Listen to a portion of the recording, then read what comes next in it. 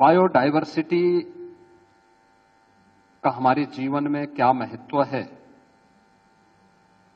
मुझे लगता है कि भारत से ज्यादा कोई अन्य इसके महत्व को नहीं समझ सकता। आप याद करिए, जब भी किसी भी सनातन धर्मावलंबी के घर में कोई मांगलिक अनुष्ठान होता है तो शांति पाठ होती है। उस शांति पाठ की शुरुआत केवल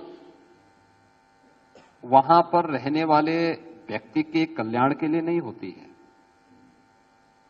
उसकी शुरुआत ही होती है कि द्यो शांति, पृथ्वी शांति, अंतरिक्ष शांति, आपह यानी जल में भी शांति हो, यानी वह संपूर्ण चराचर जगत के कल्याण की कामना के साथ वह मांगलिक अनुष्ठान शुरू होता है। और यह कहां से आया? यह वेद के उस महत्वपूर्ण सूत्र से निकला हुआ है जो हमारे वैदिक ऋषियों ने इस सृष्टि के संरक्षण के लिए हम सबसे एक आश्वस्ति चाहिए थी। यानी वैदिक ऋषि किस बात का आश्वासन हमें चाहता है? इस बात का आश्वासन चाहता है कि अगर मनुष्य को बने रहना है तो याद रखना,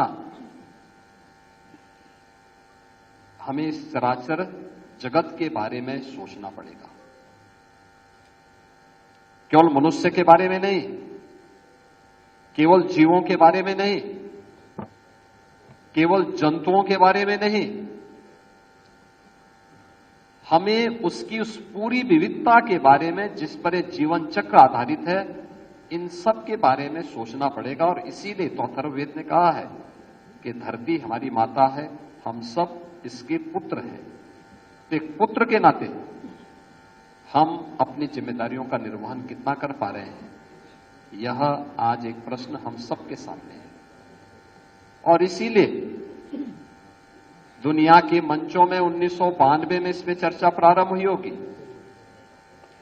प्रधानमंत्री मोदी जी ने दुनिया को इस बात के लिए आश्वस्त किया कि 2070 तक भारत नेट जीरो के लक्ष्य को प्राप्त करेगा।